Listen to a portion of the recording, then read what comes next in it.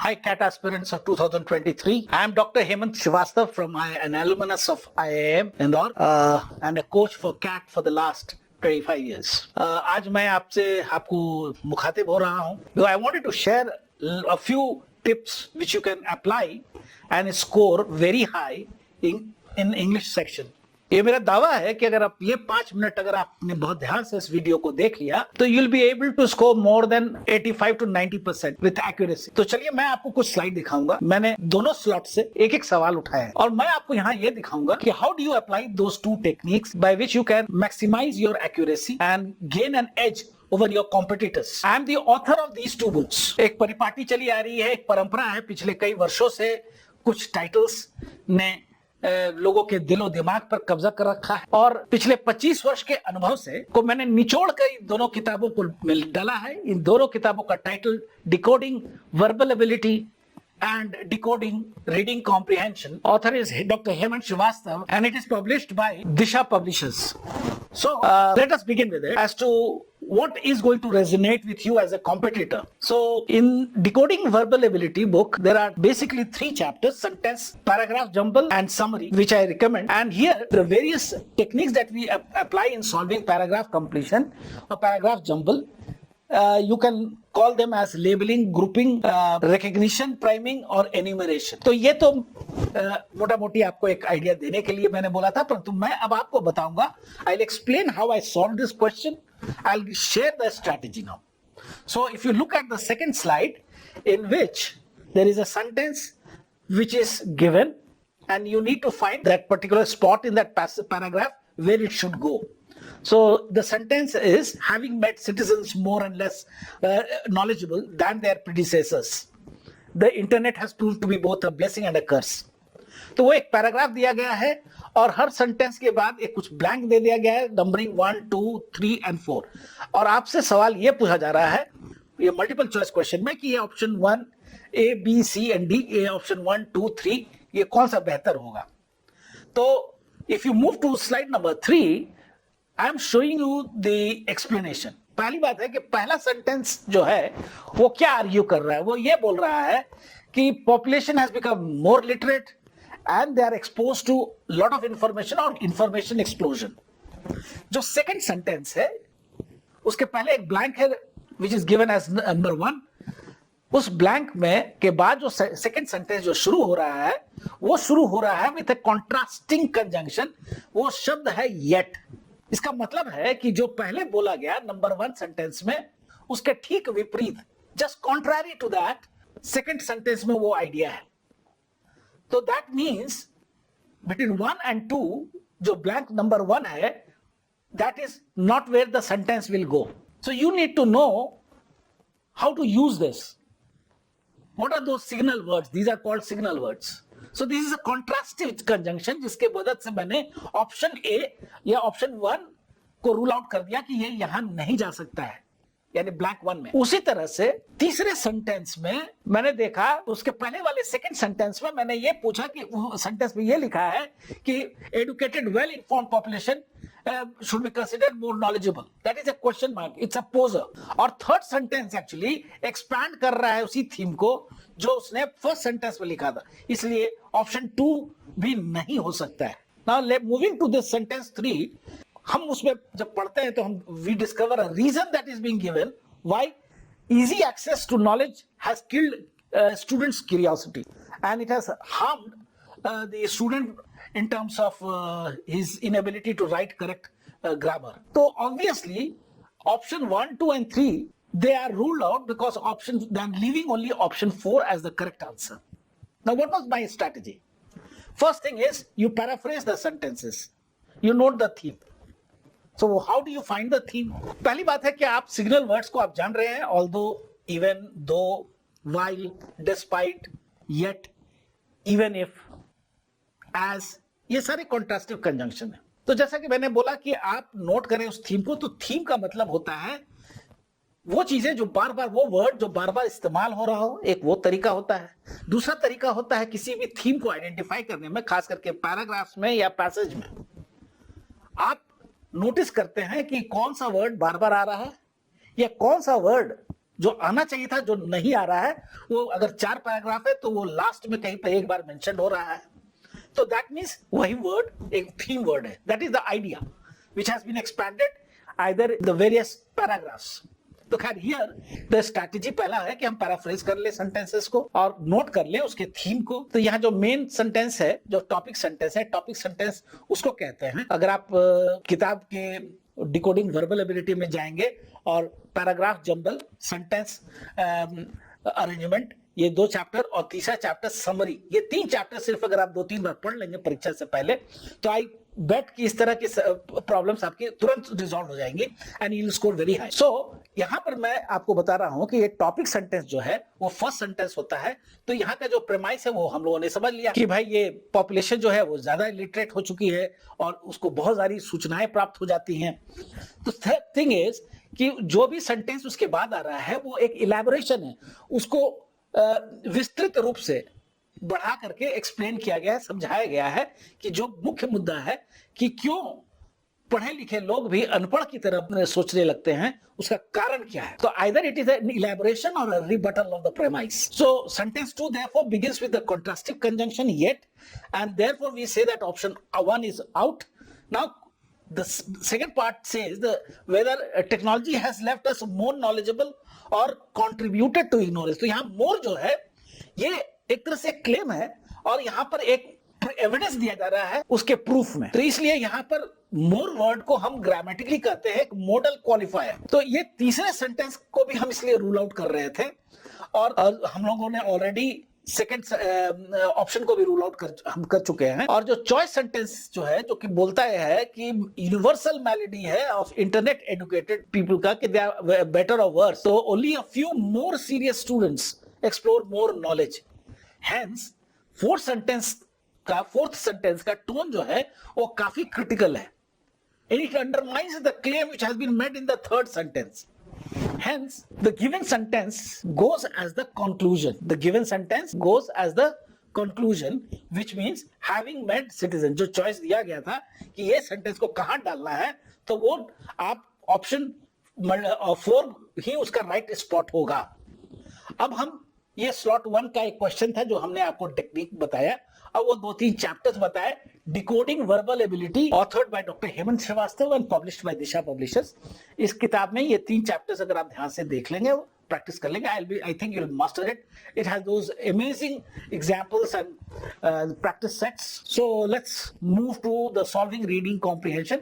तो I have taken slot 2 and अगर आप यहां देखें 4th नंबर स्लाइड में, तो ये क्वेश्चन नंबर 9 एंड 10 मैंने सॉल्व किया है और ये समझाने की मेरी कोशिश होगी कि कैसे इसको सॉल्व किया जा सकता है। Even if you are not very fluent and even if you are not very well conversed with the details of English language, अगर आप आने वाले 2 सप्ताह 3 सप्ताह इस टॉपिक को खास करके डिकोडिंग रीडिंग कॉम्प्रिहेंशन, इस किताब से अगर आपने what is reading comprehension and the art and craft of passage analysis, अगर ये 2 चैप्टर अगर आप पढ़ लेंगे तो मेरी गारंटी है कि आप 95% एक्यूरेसी से आरसी पैसेज बना सकेंगे। तो चलिए हम चलते हैं। ये question number 9 and 10 in slot 2 ये रीडिंग कॉम्प्रिहेंशन का है, जिसमें ये शुरू करता है और ये पूरा एक पैसेज का एक फ्रैगमेंट है जो दिया गया है, which we begin with the emergence of the philosophy of the social sciences as an arena of thought and as a set of social institutions। और ये करीब मेरे को I think probably this has gone down to as much as to 22 sentences altogether। तो इसको एक slide में डालना तो मुश्किल था, इसलिए मैंने क्या किया है कि इस पैसेज के 6-7 सेंटेंसेस को I have split them and I have shared it on the slide number 4, 5 and 6। so ये आपको स्लाइड दिखाऊंगा मैं, स्लाइड नंबर 4, जिस पर मैंने क्या किया है कि सारे सेंटेंसेस को नंबरिंग किया है 1 2 3 4 5 इस तरह से। तो यहां पर मैं आपको स्लाइड नंबर 4 पे सेंटेंस नंबर 1 से लेके सेंटेंस नंबर 6 तक आपको दिखा रहा हूं और मैंने इसमें वो कीवर्ड जो है, वो जो मुख्य शब्द है जो बार बार आ रहा है, जो आपको अपनी झलक दिखा रहा है बार बार हर वाक्य में, वो वर्ड है इंस्टीट्यूशंस। और इन 6 सेंटेंसेस में, इन 6 वाक्यों में ये करीब ये 6 बार आता है if you count it। And similarly, when you move to the second part of that same passage, I have split it from sentence number 8 to 15. And यहां पर हम बता रहे हैं कि यहां ऑथर ने जो मुख्य मुद्दा जो उठाया था सेंटेंस नंबर 1 से लेके सेंटेंस नंबर 7 तक, ये सेंटेंसेस 8 से लेके 15 तक ये सिर्फ एग्जाम्पल्स है और एग्जाम्प्लिफिकेशंस हैं, और यहां पे आपको सिखाने की कोशिश की गई है। और यहां पर जो शब्द है इंस्टीट्यूशन वो 4 बार आता है, परंतु फॉर्मल एंड इनफॉर्मल ये 2 शब्द 4 बार आते हैं। यानी कि इंस्टीट्यूशन का एक कैरेक्टरिस्टिक या वन मेन फीचर इज कि कोई भी इंस्टीट्यूशन फॉर्मल एंड इनफॉर्मल दोनों हो सकता है। तो we shift from slide number 5 we go to slide number 6, और यहां पर हम देखते हैं कि इस लास्ट फ्रैगमेंट में सेंटेंस नंबर 16 से लेकर के हम सेंटेंस नंबर 22 तक जा रहे हैं, और यहां पे 5 बार शब्द इंस्टीट्यूशन आ रहा है। So all put together you have 23 times the word institution is coming, and obviously इतनी repetition, इतनी बार आना, ये आपको इशारा कर रहा है कि सारा मुख्य मुद्दा जो है उसका सार जो है, तत्व जो है, द मेन एस्पेक्ट जो है जिस पर लेखक कुछ कहना चाहता है वो ये है। तो ये थीम आइडेंटिफिकेशन के मैंने 12 टेक्निक दिए हैं, और ये मेरा दावा है कि किसी भी इंग्लिश की किताब में जो कैट के लिए है मार्केट में, nobody has dealt with it in that much of detail. So if you read this you'll be able to learn.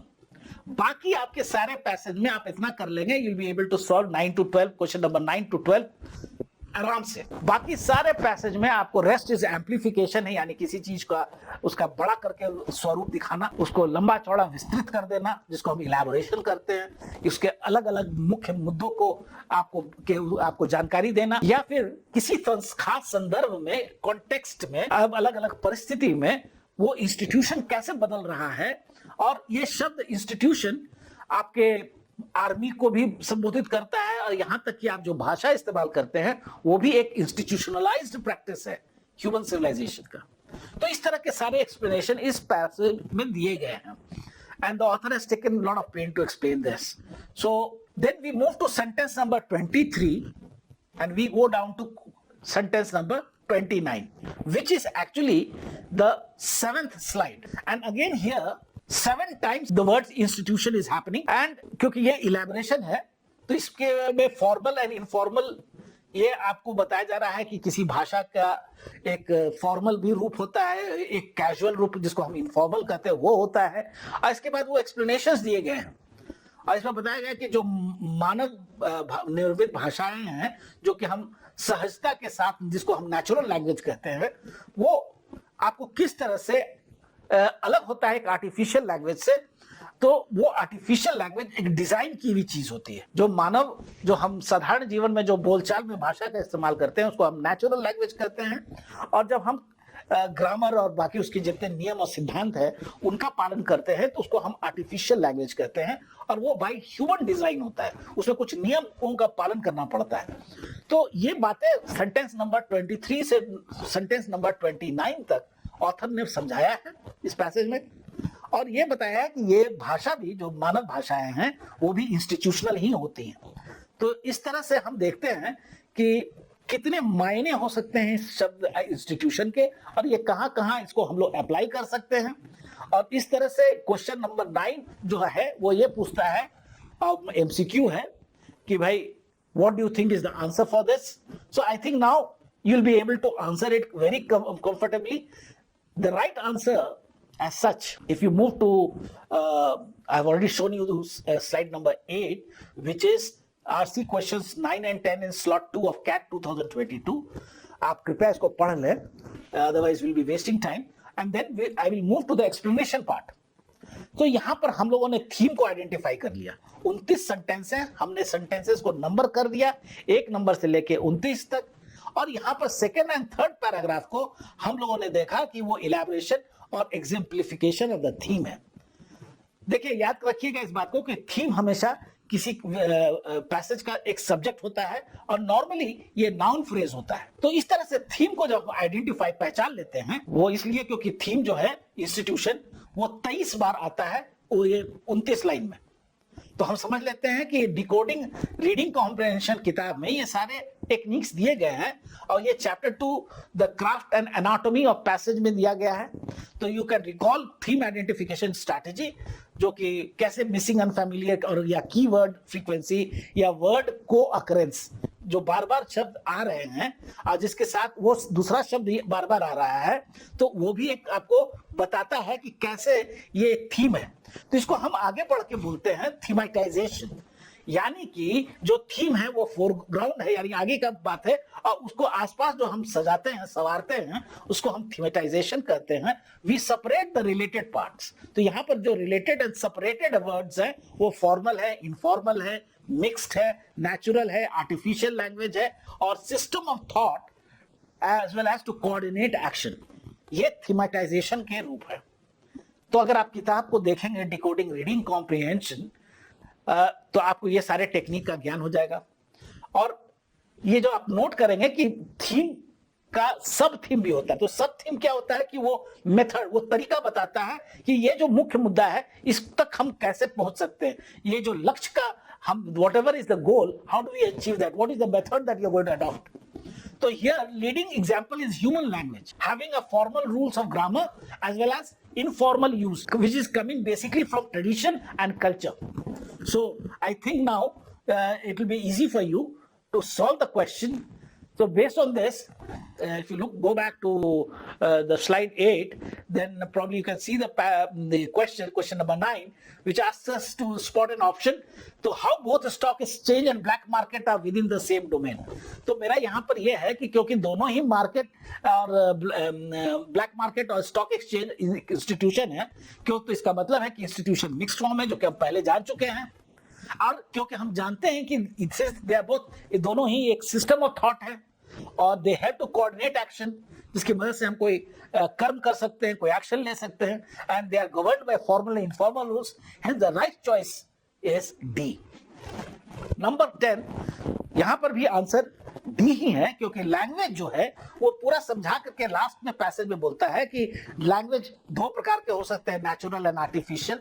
और नेचुरल जब होता है तो वो जब हम सामान्य जीवन में जो बोलचाल की भाषा होती है, और आर्टिफिशियल लैंग्वेज वो होता है जिसमें हम ग्रामर और रूल्स का इस्तेमाल करते हैं। और ये परिभाषा देते हुए, ये डेफिनेशन देते हुए पैसेज आगे बढ़ जाता है और बोलता है कि लैंग्वेज भी है वो एक ह्यूमन इंस्टीट्यूशन है, और इसका भी मिक्स्ड रूप है, ये भी एक मिली जुली खिचड़ी के समान है, जिसमें कि formal and informal, natural, artificial, growth and design, दोनों पार्ट एक साथ विभिन्न रूप में, विभिन्न मात्रा में, in different quantity, the dual nature, they are both present in this human language as such. So that is what I am trying to tell you now, boys and girls.